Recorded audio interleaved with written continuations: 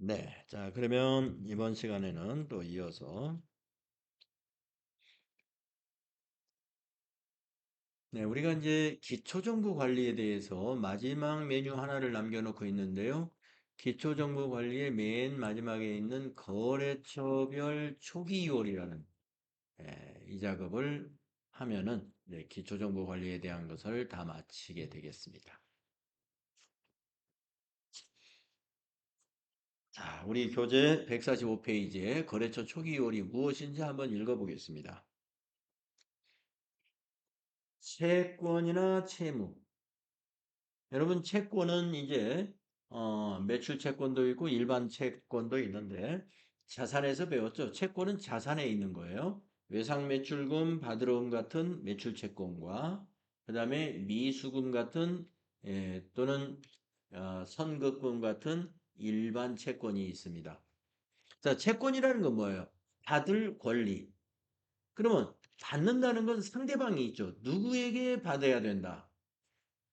그러니까 아까 전기분 재무상태표에다가 외상 매출금 우리가 입력했었어요. 좀 앞 시간에서.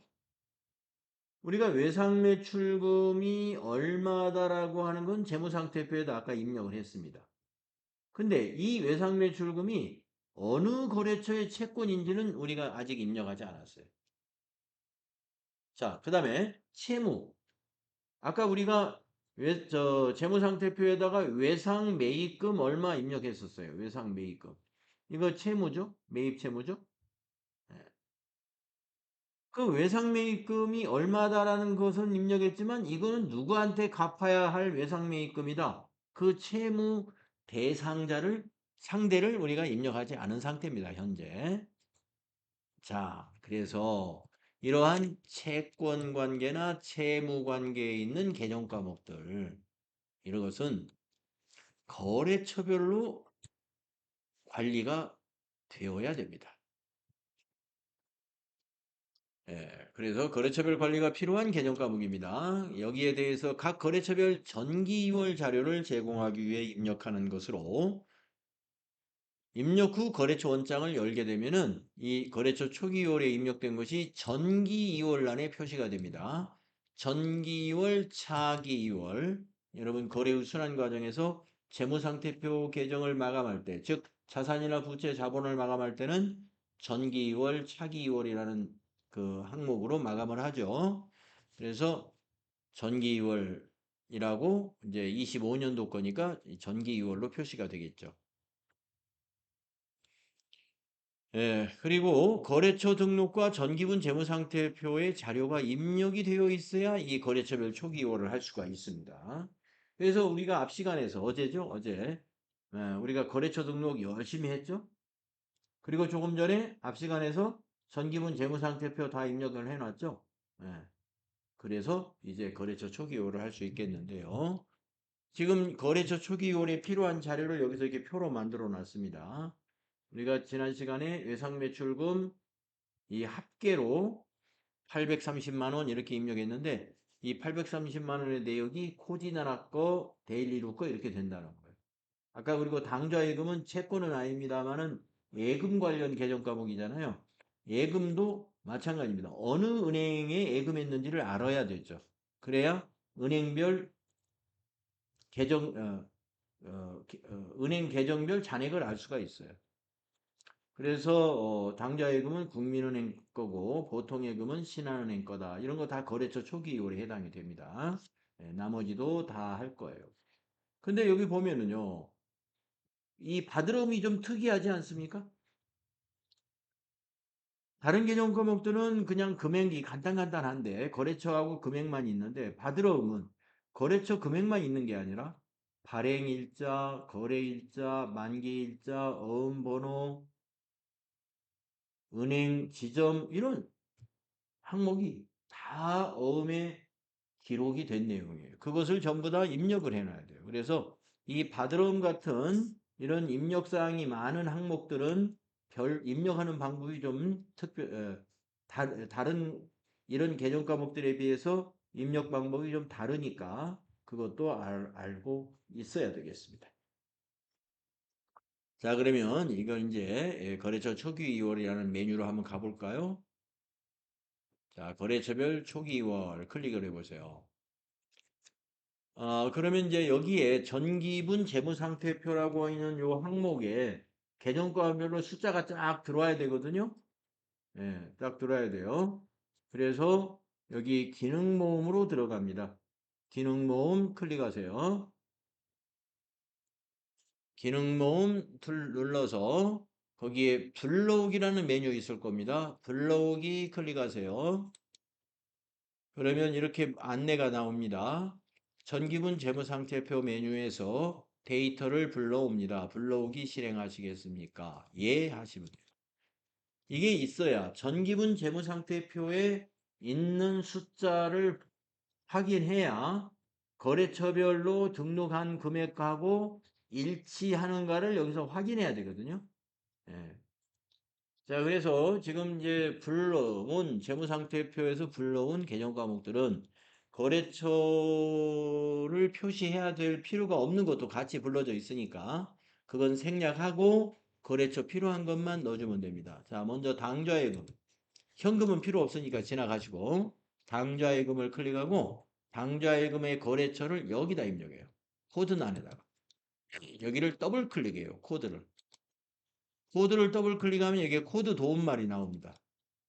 예, 여기다가 국민은행 당좌를 검색합니다. 여기다 국민이라고 입력하면 되죠. 국민 엔터.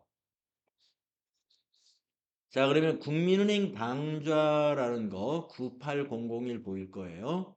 엔터 하시고 금액에다가 또 금액을 입력하시고 엔터 치면 됩니다. 거기 145페이지에 있는 금액을 입력하면 돼요. 38950 플러스 이렇게 하고 나면 밑에 차액이 이렇게 0이라고 나와야 돼요. 그리고 여기 차액, 여기에는 차액이 빈칸으로 돼 있어야 되고. 그러니까 전기분 재무상태표 금액과 거래처 합계 금액이 이렇게 같아야 입력을 제대로 한 거예요. 다음에 보통예금도 입력해야 되거든요. 그래서 보통예금 이거 클릭을 하고 오른쪽에 코드란을 또 더블 클릭한 다음에 예. 뭔가 안 되고 있어요? 네. 제가 봐드릴게요. 네.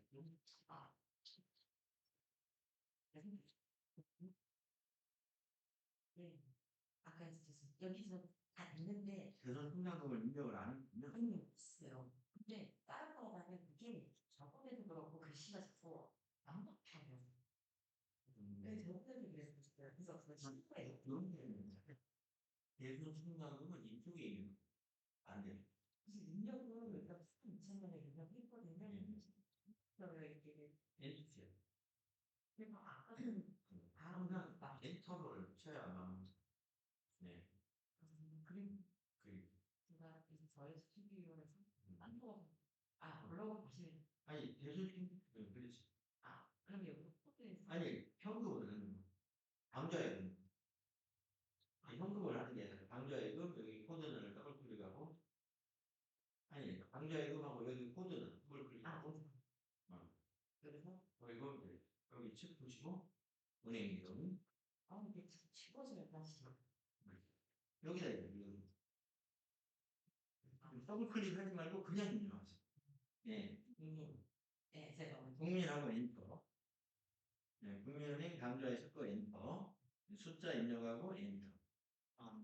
네.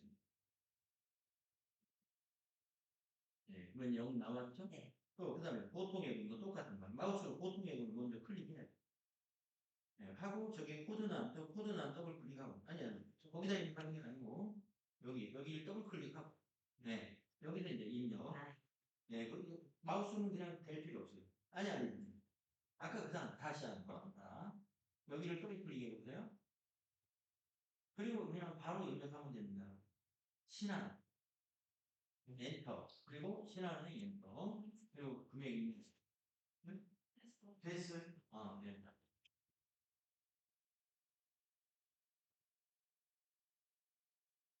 네. 하다가 막히면 꼭 질문하시고 제가 어떤 방식으로 입력하는지 말로 이렇게 설명을 하기 때문에 제가 하는 동작하고 똑같이 하면은 여러분이 좋아요. 보통의 금이 이제 신한은행이잖아요. 그러면 이제 여기를 마우스로 더블 클릭할 필요는 없어요. 그러니까 여기 코드란은 더블 클릭하는데 여기다 입력할 때 여기서 더블 클릭할 필요는 없다 이거죠. 여기다가 그냥 타자 하시면 돼요. 신한 엔터, 보통에서 엔터, 금액에서 41626 플러스 입력하고 엔터 한번 치고 밑에 차액이 0 나오는지 보시고 요 두 개 숫자가 이렇게 일치하면 되는 거예요. 자, 그 다음에 이제 이거 뭐 단기 매매증권이나 이런 건 해당이 없고 외상 매출금을 또 거래처별로 넣어야죠. 외상 매출금을 이렇게 클릭하고 나서 여기 코드란을 또 여기 코드란에서 더블 클릭해 가지고 코디나라, 예, 코디 엔터 치면 코디나라 검색되죠? 엔터. 4700 플러스 엔터. 그 다음에 데일리룩도 여기 코드란을 더블 클릭하고 나서 데일 엔터. 엔터 치고 3500 플러스 엔터. 이렇게 두 개를 입력하고 나면은 여기 차액이 0 나와야 됩니다.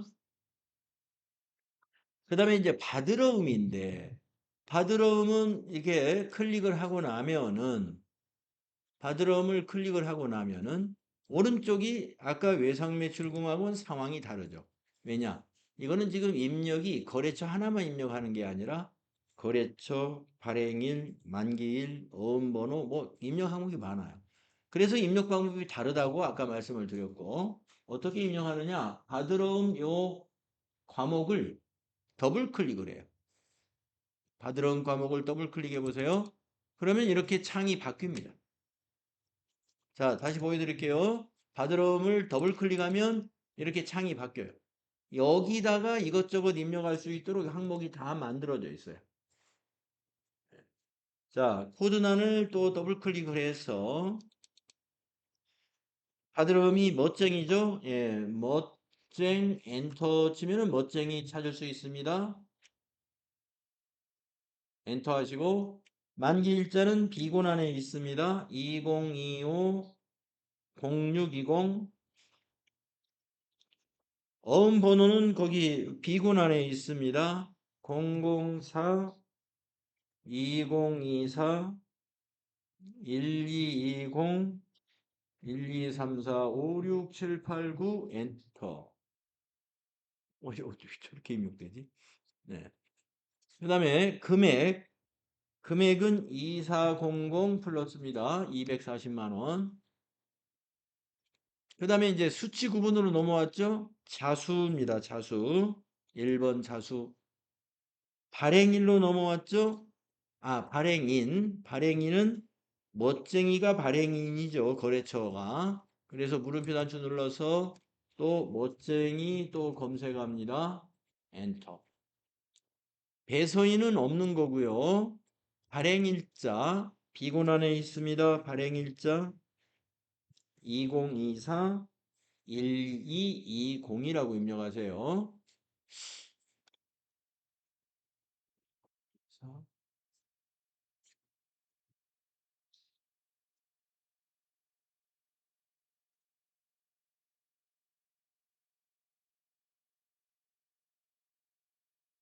2024 1220.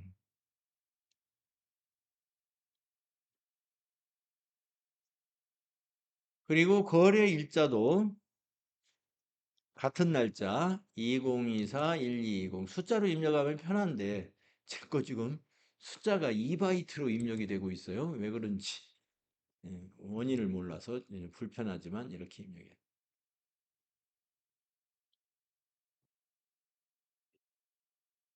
그리고 어음의 종류는 전자어음입니다. 전자어음. 어음 번호를 보면 알 수 있어요. 이렇게 어음 번호가 숫자로만 돼 있는 건 전자어음입니다. 자, 지급기관 물음표 단추 누르셔가지고 국민은행으로 선택을 하시고 그 다음에 지점은 그 밑에 마지막으로 여기다 용산이라고 입력하면 됩니다. 이렇게 어음 한 장을 입력하는데 시간이 이렇게 오래 걸려요. 엔터하면 됩니다. 자, 그리고 밑에 차익이 0이죠. 어음이 한 장밖에 없으니까 이제 저 초기 요리 금방 끝난 거예요.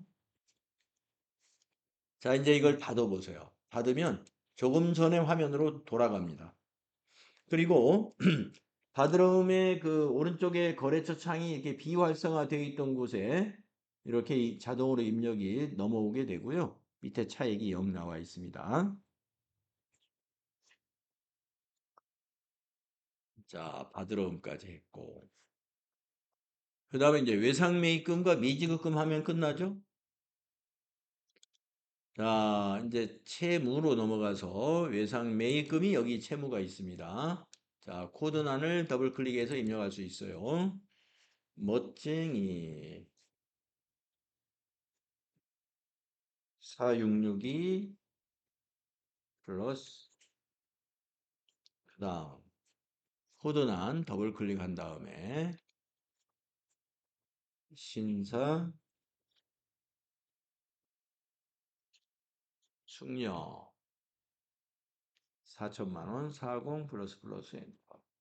자, 밑에 차액이 0 나오는가 보시고요. 그 다음에 이제 미지급금 하나만 하면 됩니다. 외상매입금 바로 밑에 미지급금을 먼저 클릭하고 코드란을 또 더블 클릭한 다음에 리듬자동차 30 플러스 플러스 엔터. 그 다음에 현웅컵나라죠. 더블 클릭한 다음에 현웅컵나라 20 플러스 플러스 엔터. 그래서 차액이 0 나오게 된다. 이 거래처별 초기 2월을 잘못해 놓으면 장부에 어디가 달라져요? 전기 2월이 틀리게 됩니다. 채권 채무 개정 과목에 전기 2월이 틀리면은 그 전기 2월이 단기에 영향을 미치잖아요. 단기의 장부가 틀리게 되는 것입니다. 정확하게 거래처 초기 2월이 입력이 돼야 됩니다. 이 더존 프로그램을 우리 회사가 작년도도 이용을 했다면 이런 입력을 할 필요가 없어요. 왜냐하면 작년도 전기 장부가 자동으로 2월 되기 때문에 이렇게 입력을 하지는 않습니다. 하지만 아까 말씀드린 대로 우리는 이 프로그램을 단기에 처음 도입했다. 그렇기 때문에 전기에서 2월 된 거래처 초기 2월을 여기다 채권 채무 개정 과목들, 은행 관련 개정 과목들은 여기다 입력하는 작업을 수동으로 이렇게 해 주어야 한다는 것이죠.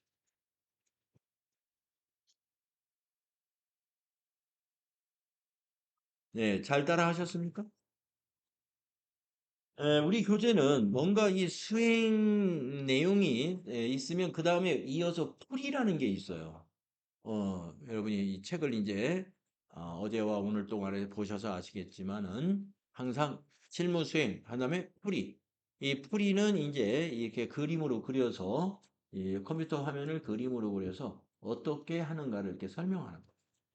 그래서 여러분이 그 프로그램이 없어도 이 책으로만 가지고도 이거 이 수행은 이렇게 하는 거구나. 이 그림을 보면서 간접적으로 체험할 수가 있죠.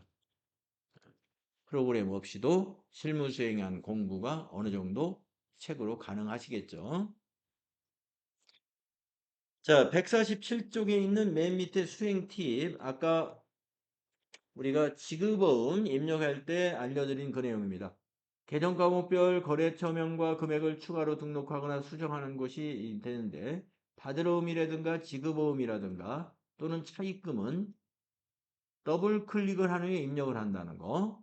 왜냐하면 입력 항목이 굉장히 많아요. 이거는 거래처 금액만 입력하는 것이 아니라 어음 번호, 만기일, 거래일, 발행일, 지급은행 이런 것들을 다 입력해야 되니까 그래요. 차입금도 그렇습니다. 차입금도 우리가 어디에서 차입했느냐 이것만 입력하는 것이 아니라 이 차입금의 만기일이 언제고 하는 것들 에, 자세히 입력을 해야 되기 때문에 더블 클릭을 해서 자세하게 입력을 하고 있어요. 그러면 우리가 어제 2시간, 그 다음에 오늘 뭐 1시간 한 하고도 조금 더 했죠. 그래가지고 기초정보관리에 대한 이 부분에 대한 연습을 마쳤는데요. 여러분이 만약에 FAT 1급 시험에 응시한다. 그러면 기초정보관리에서 두 문제, 실무 수행 문제가 두 문제 나옵니다. 자, 이제 제2장으로 넘어갈 거예요. 제2장은 전표 관리. 이 전표 관리가 여러분 그 이론 공부하실 때 분계 있잖아요. 분계. 예, 바로 분계에 해당이 됩니다. 예, 그래서 이제 우리가 분계라고 하는 것은 회계 공부를 시작하는 첫 시간부터 끝나는 시간까지 맨날 해야 되는 게 분계인데 사실 전표 관리도 마찬가지예요. 여러분이 이제 FAT 1급 공부 시작한 전표 관리 여기 만약에 오늘부터 시작했다 그러면 수업이 끝나는 날까지 여러분 전표를 입력하고 있을 거예요. 그렇기 때문에 사실은 우리 회계 실무 수업에 이거 기초 정보 관리 이런 거 빼고 이제 오늘 2장부터 시작해 가지고 끝날 때까지 전표를 입력하게 될 겁니다. 그래서 이 전표 관리라는 제2장에서는 그 전표를 입력하는데 알아야 될 필수적인 기본 지식을 익히는 거예요. 그래서 아주 중요한 부분이 되겠죠. 자, 151페이지로 한번 가보십시오.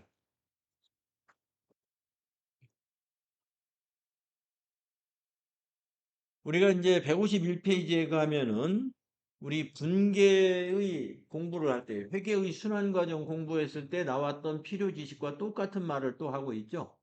왜 그러냐면 이게 분계이기 때문에 그래요. 네, 그래서 필요 지식의 1번을 보시면은 회계상 거래란 무엇이냐? 이것만 여러분이 잘 기억하시면 돼요. 회계상 거래가 무엇이다.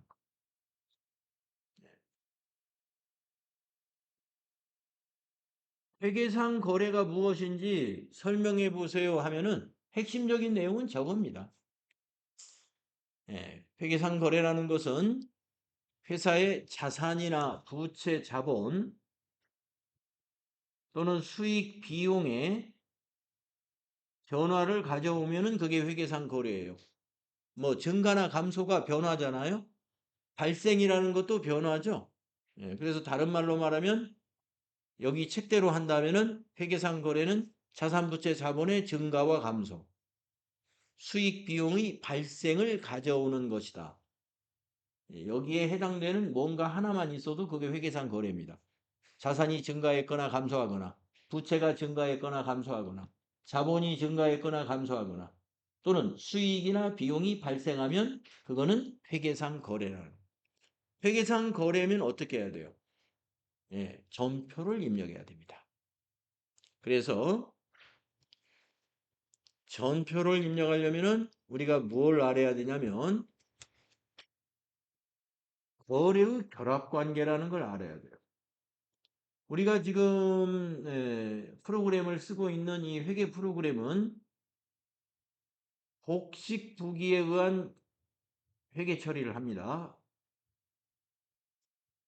복식부기라는 말이 여러분 그 이론 때 들어보셨죠? 복식부기. 예. 양쪽으로 기록한다는 뜻이에요. 차변, 대변 이렇게. 우리가 단식부기는 현금 출납장만 쓰면 그게 단식부기예요. 보통 우리가 가게에서 가계부를 기록한다. 우리 집의 가계부를 내가 우리 집의 장부라고 한다면 가계부 하나만 쓰죠. 물론 좀 보조장을 몇 개 쓸 수 있지만 여러분이 가계부를 딱 생각해 보면은 날짜별로 뭐 얼마 지출했고 뭐 얼마 지출했고 이렇게 써나갈 거예요. 그런데 회사의 장부는 현금 출납장 하나만 써가지고는 안 되고 복식부기에 의해서 장부를 갖춰야 세무서에서 장부를 갖췄다 이렇게 인정을 해주는 거예요. 장부를 안 갖추면 어때요? 미 장부가 없다는 가산세가 붙어가지고 세금을 많이 내게 됩니다. 그리고 우리가 뭐 세금을 내기 위해서 장부를 하는 건 아닙니다만은 우리가 이 복식부기에 의해서 우리가 회계 처리를 해야 회계의 회사의 자산, 부채, 자본, 재무 상태라든가 또는 손익 상태를 제대로 알 수가 있어요. 자, 그래서 우리가 이 회계의 그 거래 8요소라는 게 있었잖아요. 차변 요소 4가지, 대변 요소 4가지 꼭 알아야 된다고 그랬죠? 이론 공부하실 때. 그래서 차변 요소는 자산 증가, 부채 감소, 자본 감소, 비용 발생입니다. 그리고 대변 요소는 자산 감소, 부채 증가, 자본 증가, 수익 발생이에요. 모든 거래가 차변 요소와 대변 요소로 서로 이렇게 짝을 짓게 돼 있어요. 예. 짝. 차변 요소, 대변 요소가 서로 짝을 이루는 거지. 차변 요소끼리 짝을 이룰 수는 없어요. 대변 요소끼리 짝을 이룰 수가 없어요. 그래서 요소를 이렇게 나눠 놓는 겁니다. 예. 이 선을 넘을 수가, 예. 이 선을 넘어가야 돼. 모든 거래는. 차변 요소, 대변 요소로 결합이 돼야 돼요. 그래서 결합을 할 때 자산 증가에 자산 감소나 부채 증가 이런 결합이 일어나야지 이렇게는 결합이 안 된다. 그래서 이게 아주 중요한 암기사항이죠. 원인과 결과로 기록하는데 그걸 우리가 차변 요소, 대변 요소라고 그럽니다. 그래서 차변 요소. 그러니까 이제 자산, 부채, 자본 이런 계정 과목을 알아야 여러분이 내가 지금 쓰는 계정 과목이 부채니까 부채가 증가했네? 그러면 그 계정을 채반에 기록해야 돼. 자, 내가 지금 쓰는 계정 과목이 부채인데 부채가 감소했네? 그러면 그 부채 차변에 입력해야 돼. 그런 판단을 할 수가 있습니다. 그래서 우리가 전표를 입력하려면 거래의 8요소 꼭 알아야 되겠죠. 그리고 뭘 알아야 돼요? 계정 과목의 분류를 알아야 돼요. 이걸 무슨 계정으로 처리해야 되는지, 무슨 계정 과목으로 처리해야 되는지를 알아야 되죠. 또 그것이 지금 그 계정 과목은 여러분이 안다는 것은 그것이 자산인지 부채인지 자본인지 수익인지 비용인지도 알아야 되죠. 그래야 차변이냐 대변이냐를 결정할 수 있는 거죠. 자, 그래서 여러분은 이런 공부를 충실히 다 수강하셨기 때문에 원격 수업을 다 들었기 때문에 이걸 다 안다. 이렇게 가정을 하겠습니다. 가정이 아니라 여러분 다 알고 있어야 돼요. 자, 그 다음에 이제 152페이지로 넘어가겠습니다. 이제 전표를 우리가 이제 입력을 하는 건 여러분 이제 이론 공부할 때 분계를 하는 것이나 마찬가지입니다. 자, 회계에서 거래의 자산부채 자본의 증감 변동이 발생하면 증빙 서류를 보고 전산 프로그램이 요구하는 형식에 맞추어서 전표를 작성하면 됩니다. 전표 작성은 우리가 일반 전표 입력과 메인 매출 전표 입력이 있어요. 근데 앞에서는 일반 전표 입력만 연습할 거예요. 일반 전표 입력만. 그래서 그러면 일반 전표 입력은 어떤 거래를 입력하는지 여기다 좀 간단하게 좀 써보겠습니다. 부가가치세라는 거 알죠? 부가가치세 신고서에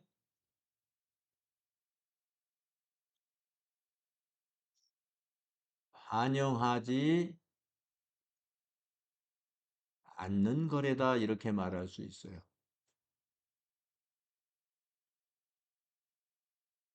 네. 자, 회계 프로그램에 일반 전표에 입력하는 거래는 어떤 거래를 일반 전표에 입력하느냐 하면은 이렇게 말할 수 있어요. 부가가치세 신고서라는 게 있거든요. 부가가치세 신고서라고 하는 게 있는데 거기에 반영하지 않는 거래. 이건 그냥 일반 전표에 입력하면 돼요. 자, 예를 들어 볼게요. 자, 회사가 이제 외상거래처가 있는데 거래처로부터 외상 매출금 100만 원을 오늘 우리 회사 보통예금으로 입금받았습니다. 그러면 우리가 자, 분계를 한번 생각해 보세요. 보통예금이라는 자산, 외상 매출금이라는 자산, 두 개의 개념 과목이 떠오르죠?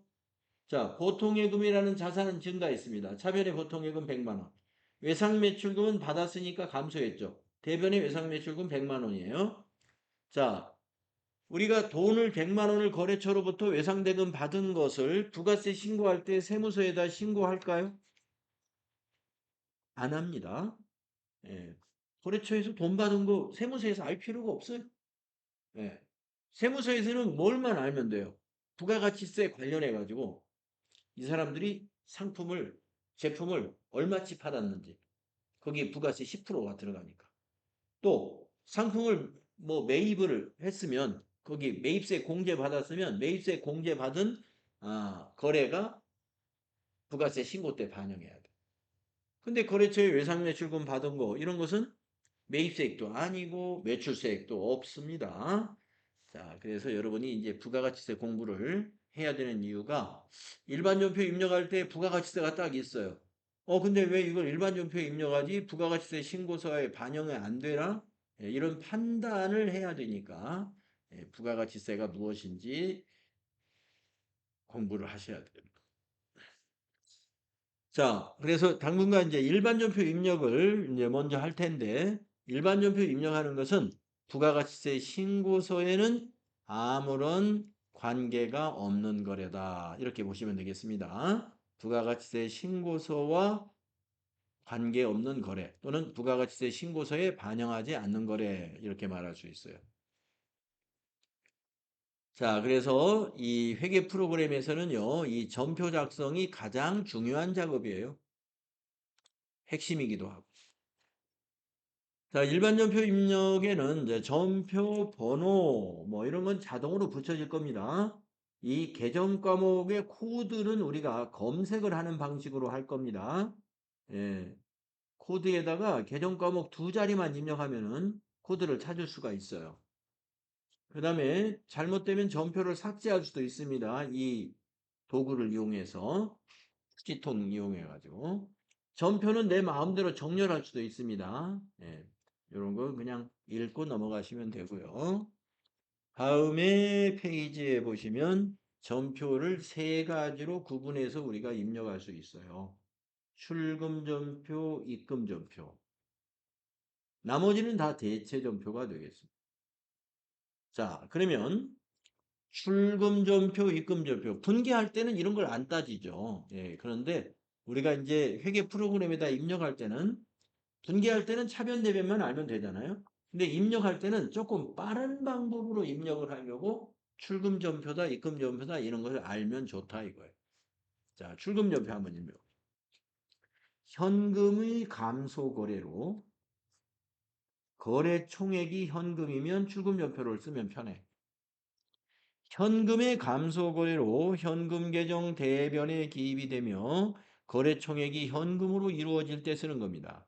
이때 여러분이 이제 전표 입력을 할 때 구분란이 있어요. 거기다가 1이라고 입력할 거예요. 1. 그러면 대변에는 현금이 자동으로 입력됩니다. 그러면 계정 과목을 차변 하나만 입력하면 편하죠. 그래서 신속하게 입력할 수 있는 거고요. 자, 그런 원리로 입금 전표는 구분에다가 2번을 입력하면 신속하게 입력할 수 있다. 요것만 알면 돼요. 구분에다 1, 2 이게 예, 출금 전표, 입금 전표입니다. 그러면 이제 대체 전표는 이제 모든 전표는 대체 전표로 입력을 해도 상관이 없어요. 출금, 입금 이걸 안 써도 되는 거죠. 근데 출금, 입금을 적절히 이용하면 입력을 빠르게 할 수 있다. 이 정도로 이해하시면 돼요.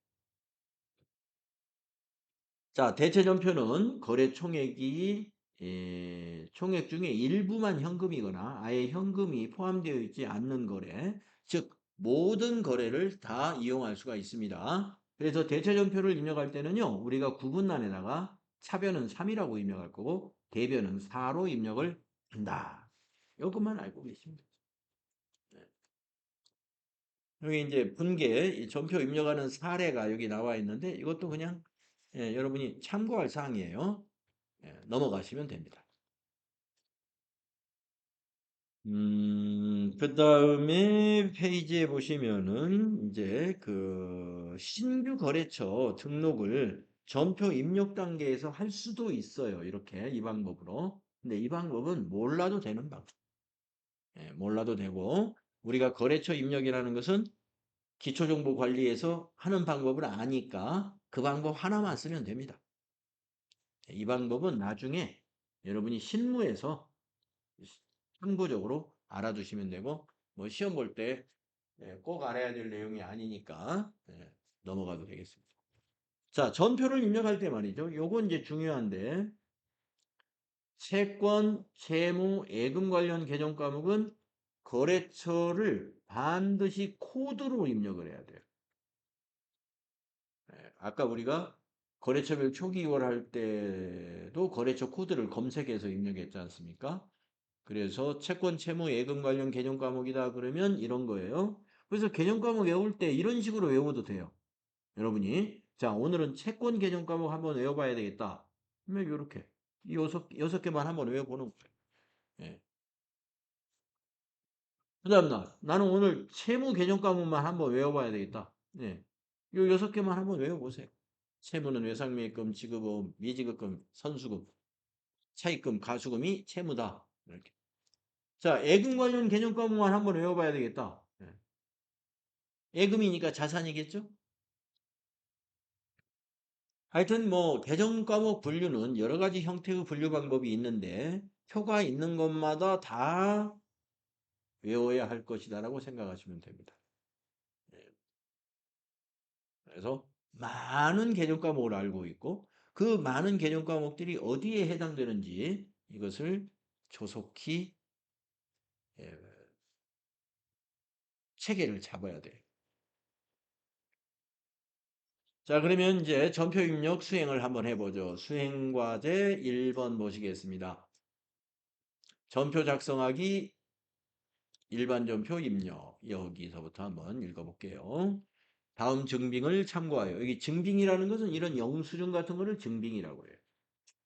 주식회사 3일 패션의 출금 전표, 입금 전표, 대체 전표 입력을 수행하시오. 자, 1번에서는 출금 전표로 입력해라.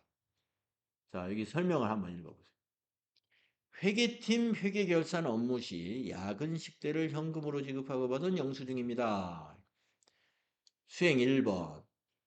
회계 처리를 여기다가 손으로 써보라는 거예요. 여러분, 분계 연습 이론할 때 조금 해봤죠? 회계 처리 수행해 볼까요? 자, 현금으로 지급했으면 현금이라는 자산 계정 과목이죠. 그러면 현금이 증가했어요? 감소했어요? 감소했습니다. 자산의 감소는 대변이기 때문에 대변에다가 현금 3만 원 이렇게 기록합니다. 차변에 오는 것은 야근 식대비를 무슨 비용으로 처리하거든요? 비용 발생이 차변이기 때문에 차변에 복리후생비라는 개념 과목이 생각이 나야 돼요. 야근식 때는 복리후생비라는 개념 과목으로 처리합니다. 그래서 차변의 복리후생비 3만 원. 이 결합은 무슨 결합이냐면 거래의 8요소로 말하면 복리후생비가 판매관리비거든요. 비용이 차변에 오면 우리가 그걸 비용 발생이라고 해요. 그리고 현금은 자산이란 말이에요. 자산이 대변에 기록되면 자산 감소에 해당이 돼요. 그래서 앞에 페이지에서 거래의 8요소 중에 비용 발생은 차변 요소였고 자산 감소는 대변 요소이기 때문에 딱 맞죠? 결합이 잘 됐죠? 모든 거래는 차변 요소와 대변 요소로 결합이 되는 것이다. 이렇게 기록할 수 있어야 됩니다. 그 기록한 걸 보고 이제 전표를 입력을 해 보겠습니다. 출금 전표로 쓰겠습니다. 자, 그러면 여러분 메뉴 일반 전표 입력이라는 메뉴를 클릭해 보세요. 자, 일반 전표 입력이라는 화면이 이렇게 생겼습니다. 맨 먼저 날짜를 위에다 입력합니다. 영수증에 보면 날짜가 나와 있죠. 25년 1월 11일. 자, 연도는 입력할 필요 없고 1월 11일을 입력하면 돼요. 1 엔터 11 이렇게. 1월 11일. 1 엔터 11. 자, 날짜 입력됐으면 커서가 어디에 와 있나요? 부분에 와 있죠. 여기 밑에 메시지를 한번 보세요. 출금이면 1번, 입금이면 2번, 차변이면 3번, 대변이면 4번 이렇게. 구분의 커즈를 놓으면은 구분에 들어갈 코드 안내를 밑에 메시지라는 줄에서 해줍니다. 우리는 출금전표 쓸 거니까 여기 구분에다가 1이라고 입력하면 1. 1 했더니 출금이라고 기록이 됐고 아까 우리 앞 페이지에서 출금은 대변의 현금이 자동으로 입력된다 그랬죠. 예. 출금이라는 말은 대변의 현금이다 이 뜻이에요. 그래가지고 여기 계정 과목은 현금 말고 다른 계정 과목을 넣어주는 거예요. 그러면 차변에 오는 계정 과목을 넣으라는 거죠. 복리후생비죠. 그러면 코드에다가 복리 두 글자만 입력해요. 복리 엔터. 근데 이 복리후생비가 왜 이렇게 많냐? 우리가 어제죠. 계정 과목과 저교 등록이라는 메뉴에 들어가 봐서 알겠지만 비용이 말이죠. 제조 경비 비용도 있고 그다음에 분양 원가의 비용도 있고 그다음에 또 판매 관리비 비용도 있고 도급 원가의 비용도 있고 이렇게 네 가지가 있었습니다. 그렇기 때문에 복리후생비가 생산 현장의 복리후생비는 500번대 쓰는 거고 도급 원가와 분양 원가는 600번대, 700번대를 쓰는 겁니다. 그러니까 우리 회사는 지금 여기에 전혀 쓸 일이 없어요. 우리 회사는 옷을 도소매하는 법인이기 때문에 복리후생비가 전부 다 판매 관리비입니다. 그래서 811번으로 정확히 해야 돼요. 다른 코드로 쓰면 틀립니다. 자, 거래처는 이건 비용이니까 코드로까지 입력할 필요는 없기 때문에 여기 코드를 지나서 여기다가 거래처를 넣어줍니다. 미소식당에서 거래했다. 미소식당 넣어주죠. 그러면 커서가 이제 저교의 코드에 넘어왔는데 여기 코드라는 것은 우리가 현금 저교에 입력했던 내용이 밑에 쫙 보입니다. 야근 식대라고 그랬으니까 여기에서 야근에 해당되는 직원 식대 여기 2번 식대 및 차대라고 그랬으니까 이거 적용 가장 비슷하죠. 이거. 2번을 입력하거나 아니면 새롭게 입력해도 상관없는데 그냥 2번을 써보겠습니다. 2번 직원 식대 및 차대. 여기 코드를 이용하면 좀 빠르게 입력할 수가 있어요. 아니다. 난 코드를 쓸 게 아니다 하면 이렇게 쓰면 돼요. 스페이스바를 지우고 여기다 하자 해주시는 거예요. 예. 회계팀 야근식대 이렇게. 내가 이번에 특별히 새롭게 쓰고 싶다 그러면 이렇게 써주면 되는 거고요. 밑에 저교에서 골라 쓰실 때는 여기다 번호를 입력하면 됩니다. 자, 저교 어저께 설명드렸죠. 저교라는 건 뭐예요? 저교라는 건 이 복리후생비에 대한 거래에 대한 요약 설명이에요. 좀 구체적으로 설명해 주는 거죠. 이 복리후생비는 회계팀 야근식대에 대한 복리후생입니다. 자, 이제 커서가 차변에 와 있죠. 여기다가 금액 넣어주면 돼요. 영수증에 3만 원이 있죠.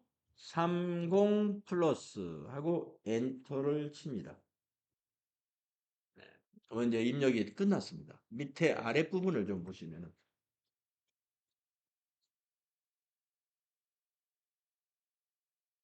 현계 내용처럼 보이죠. 아래쪽에. 자, 왼쪽 차변 811 복리후생비 3만 원. 저 오른쪽 대변 현금 100만 원. 이렇게 차변 대변으로 나눠져 있지만 우리는 전표를 입력할 때 이렇게 한 줄로 입력했죠. 구분을 출금으로 했기 때문에 한 줄로 입력할 수 있어요. 이거를 차변 대변으로 입력할 수도 있어요. 두 줄로 입력하면은. 자, 그러면 우리가 전표를 입력하면은 이 3만 원 복리후생비 현금이 어디로 반영이 되느냐? 전체 메뉴에 가보겠습니다. 분계장에 기록이 됩니다. 그리고 총계정 원장에도 기록이 됩니다. 자, 가볼까요? 자, 분계장 클릭을 해보세요. 그리고 날짜는 엔터를 모두 쳐보겠습니다. 계속 엔터를 쳐보십시오. 그러면 1월 1일부터 12월 31일 기간으로 우리가 지금 분개한 게 하나밖에 없어요. 조금 방금 입력한. 자, 분개라는 것은 차변, 대변으로 계정 과목이 무엇이고 금액이 얼마인지를 기록하는 거죠. 그래서 보시면 1월 11일 차변에 복리후생비 3만 원, 1월 11일 대변에 현금 3만 원. 요걸 보시면은 이게 분계 내용을 볼 수가 있어요. 우리가 이제 여기 항목이 분계장의 항목이 여러 가지가 있기 때문에 복잡해 보입니다만은 핵심은 이거예요. 분계장에는 우리 분계된 내용이 이렇게 보인다.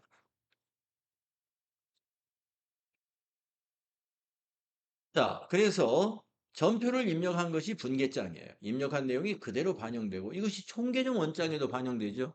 총계정 원장 한번 보겠습니다. 자, 분계장 밑에 총계정 원장.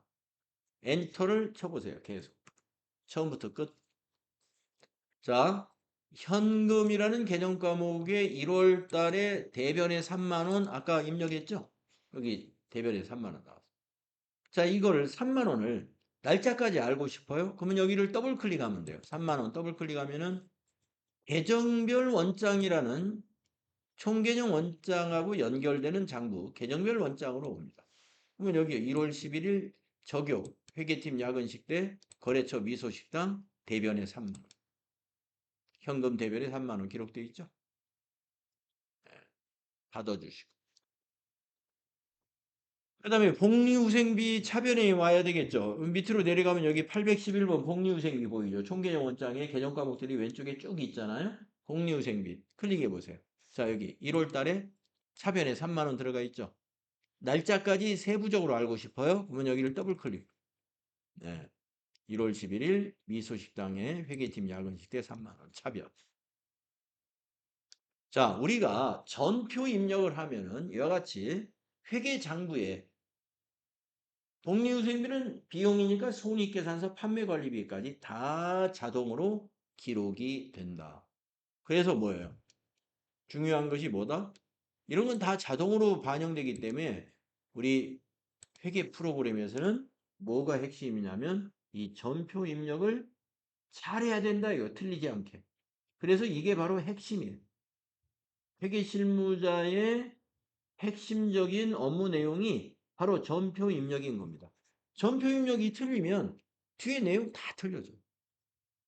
그래서 정확하게 입력하는 연습이 필요한데 그렇게 하려면 뭐가 갖춰져야 돼요? 거래의 8요소 머릿속에 딱 들어가 있어야 되고 계정 과목, 자산부채 자본, 수익 비용의 계정 과목들을 많이 알고 있어야 돼요. 그래야 회계 처리가 가능. 자, 하나 더 계속하겠습니다. 수행 2번까지 하고 오늘 수업 마칠게요. 자, 번호 2번 출금전표 작성하기를 보면은 여기 부가가치세가 있어요. 아까 조금 전에 그 미소식당 영수증에는 부가가치세가 없어서 제가 별말을 안 했는데 여기는 부가가치세가 있는데 일반 전표에 지금 우리가 입력하는 연습을 하거든요. 왜 그러느냐? 여러분 부가가치세법의 이론을 어느 정도 들었는지 모르겠는데요. 여기 한번 읽어보면은요. 이 영수증이 무슨 영수증이냐면은 승용차에다가 주유를 한 주유대금입니다. 그래서 여러분이 아마 부가가치세 이론 들어보셨을 때 매입세 공제가 안 되는 이 부가세를 공제받지 못하는 내역 중에 비영업용 소형 승용차 관련된 거, 이 승용차 관련된 매입세액은 공제받지 못한다. 이런 부분 아마 있었을 거예요. 그렇기 때문에 이건 매입세 공제를 못 받으니까 부가세 신고서에 이걸 반영해서는 안 돼요. 그래서 그냥 일반 전표에 입력을 하는 거예요. 네. 그러니까 영수증에 부가세가 있다고 해서 다 부가세 신고서에 반영을 하는 게 아닙니다. 예, 이거는 부가세 신고에 반영을 해서는 안 되는 거예요. 공제를 받을 수 없는 거니까. 그래서 일반 전표에 입력하는데요. 자, 그러면 여기 분계를 먼저 한번 써볼까요? 자, 여러분 승용차에다 기름을 넣으면요. 비용을 처리할 때 차량 유지비라고 처리해요. 그러면 차량 유지비가 판매 관리비잖아요. 비용 발생이 차변이죠. 그렇기 때문에 차변에 차량 유지비가 기록돼야 돼요. 여기다 써보세요. 차량 유지비. 부가세 포함해서 28,000원. 그리고 대변은 뭐냐면은 대금을 현금으로 지급했죠. 그러니까 현금이라는 자산이 감소하니까 자산 감소는 대변이죠. 그래서 대변의 현금 3만 원. 아니 28,000원. 이런 회계 처리가 되는 겁니다. 그래서 이걸 전표로 입력할 때는 거래 총액이 현금이고 현금이 감소한 거리니까 출금 전표로 입력을 하는 거예요. 전표 입력할 때는. 자, 그러면 전표 입력을 이제 해 봅시다. 날짜가 달라지죠? 영수증의 날짜를 보니까 1월 12일입니다. 자, 1월 12일. 부분에다가 1번 해야 출금이 되죠. 출금. 예, 차변에 오는 계정 과목 코드는 차량 유지비입니다. 그러면 여기 코드에다가 차량으로 검색을 해요. 자, 차량 유지비도 이렇게 500번대, 600번대, 700번대, 800번대까지 있어요. 822번을 써야 됩니다. 엔터 하시고. 자, 비용이니까 거래처를 코드로까지 입력하지 않아도 돼요. 거래처에다가 예, SK 주유소라고 입력하면 되겠네요. SK 주유소. 네, 조교는 여기 1번 조교 쓰면 딱 맞네요. 유류대 1번 엔터. 자, 차변에 이제 금액을 입력하면 되는 거예요. 부가세 포함해서 28,000원이 차량 유지비가 되겠습니다. 그래서 밑에 분계 보시면은 차변의 차량 유지비, 배변의 현금. 이것이 분계장, 총계정원장, 계정별 원장, 손익계산서 다 반영이 됐습니다. 네. 그 다음에 수행 3번이 하나 더 있어요. 이거는. 업무용 승용차 관리를 수행해라. 우리가 어제 말입니다. 업무용 승용차 등록을 하는 이유가 차량별로 보험료, 세금, 유류비, 수선비 이런 것들을 관리하기 위한 거라고 그랬어요. 그래서 이제 지금 이 전표상으로는 1월 12일 날 차량 유지비가 28,000원이라는 것만 기록이 됐지 이게 어느 차에 유류비라는 건 아직 기록된 게 없죠, 여기에. 그걸 추가로 넣어주는 걸 말하는 겁니다. 그러면 여러분이 차량 유지비에 이 금액을 클릭한 다음에 여기 기능모음이라고 가요. 기능모음을 한번 눌러보세요.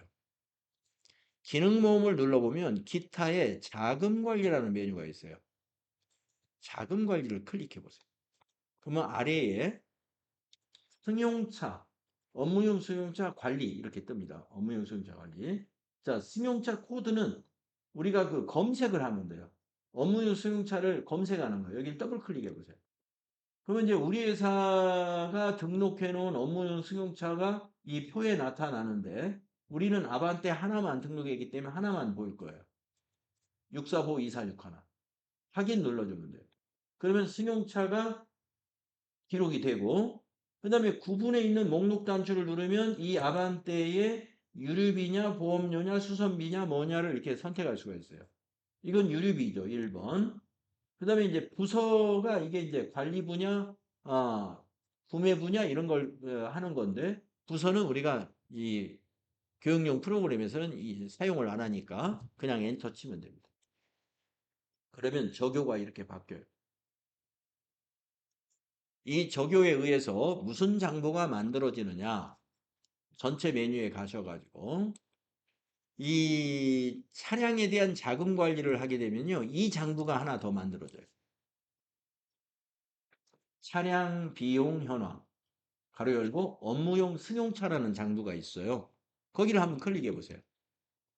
거기를 클릭해 보시고 엔터를 그냥 쳐보세요. 예, 모든 1월 넣어야 되겠네요. 월별로 1월 하고 엔터 쳐보세요. 그러면 1월 달에 그 차량별로 차량이 한 대밖에 없으니까 왼쪽에 하나만 나오지만 차량이 여러 대 있으면 여기 차량이 여러 대 보일 거고 지금 아반떼에 대한 이건 차량별로 장부가 만들어진 거예요.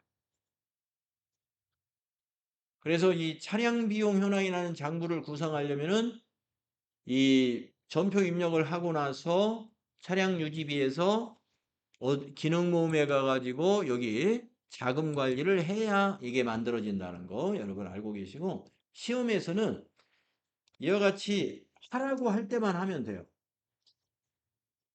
업무용 승용차 관리를 수행해라. 그때만 하면 된다.